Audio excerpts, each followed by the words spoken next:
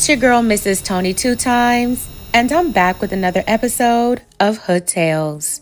In this video, I'll be taking it to Hattiesburg, Mississippi to discuss a love triangle hit-for-hire plot that failed miserably.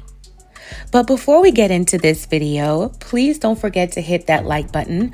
Also, make sure you subscribe if you haven't already and join the Tony 2 times family. Tap that notification bell so you don't miss any future uploads. Also, if you'd like to see more episodes of Hood Tales, please click the link to the playlist in the description box after this video to get caught up. And be sure to share this video with everyone you know. Stay tuned until the end to hear all the details.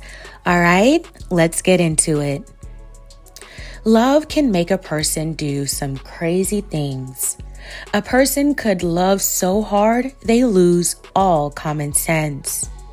They end up doing something crazy all in the name of love. For Shameka Hall, the love she had for her man of 13 years drove her to the point she tried to end his side chick's life to get him back. In 2022, Bernardo Lofton of Mississippi was on parole after being incarcerated for a long time. While at the parole office one day, he told officers that he felt like he was being set up. When asked why, he responded he felt like his stepsister, 42-year-old Shameka Hall, was setting him up after she asked him to take someone's life in exchange for money. He thought the request was wild and out of nowhere. He said he thought that his stepsister was working with the police and they were after him. He wanted clarification. They assured Bernardo that police were not working with Shameka, but wanted more information about the hit-for-hire plot. In November of 2022, after Bernardo's claims, the U.S. Probation and Parole Office contacted the Hattiesburg Police Department and told them they had evidence about a hit-for-hire scheme that a woman named Shameka Hall was orchestrating. That's when Hattiesburg police immediately began their investigation into the alleged plot. Shameka Hall was going through a rough time after her 13-year relationship with her boyfriend ended when she found out that he was cheating with a younger woman. Shameka was even more hurt when she found out that her ex was now dating the younger woman, 23-year-old Ariana Myers. Ariana and Shameka had a few run-ins with each other. Shameka felt like Ariana was in her way of possibly one day reconciling with her ex. In a desperate attempt to get Ariana out of the picture for good, Shameka decided to reach out to her stepbrother, Bernardo. That's when Shameka's heinous plot began to come to fruition. It all started back on August 3rd, 2022, when Shameka first approached Bernardo with the request. Through a series of text messages, they talked about the plot on Ariana's life. Shameka even created fake social media profiles to track Ariana's whereabouts. Reports say Shameka wanted to have an active role in the hit. As the months went by, Shameka and Bernardo would discuss her plans. In their text messages, they referred to the plot as a house project, as if Bernardo was working on fixing up a property. In one text, he said, "The price of doing that work on that house, it'll be completed, but it's going to be complicated. The estimate is around $2,000. I got all the material. I'll have it ready before Thanksgiving." Later on, Bernardo confirmed that it was code for completing the hit. Ariana had moved to Kansas City, and that's where it was initially supposed to happen. At some point during their communication, Bernardo suddenly became suspicious of Shameka and thought this was really a plot to set him up. With Bernardo being on parole at the time, he decided to bring the plot to the police's attention. Once Hattiesburg police took over the investigation, they basically set up a sting operation with Bernardo to get Shameka to discuss the hit plot on Ariana. On Friday, November 18th, 2022, a camera was set up in the vehicle Bernardo was driving. The hidden camera video showed Bernardo on the phone with Shameka as she directed him to pick her up without being seen. The video then shows her getting into the vehicle and talking about how Ariana was causing problems and how she wanted her gone. Bernardo asks, "And you're really gonna go through with this?" Shameka responds, "Hell yeah." In the video, Bernardo then begins to negotiate a price. He asks for $2,000 with $500 up front, since they plan for him to travel to Kansas City, where Ariana was currently staying.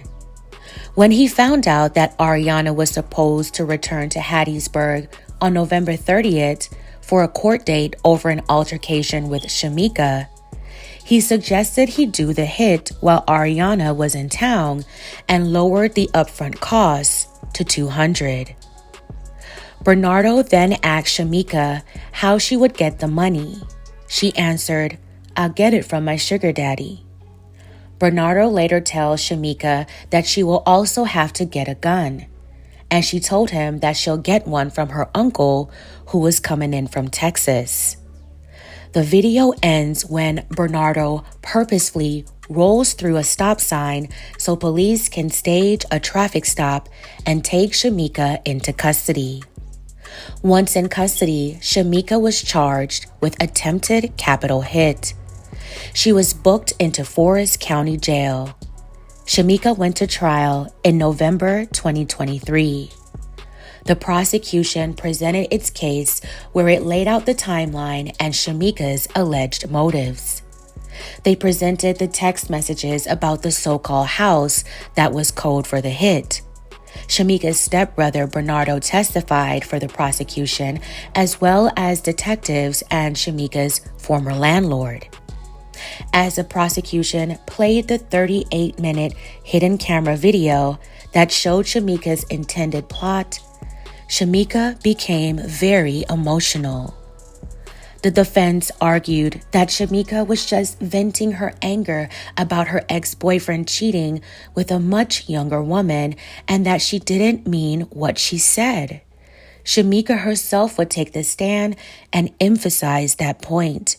She said on the stand that she thinks she had a mental break and it was just talk.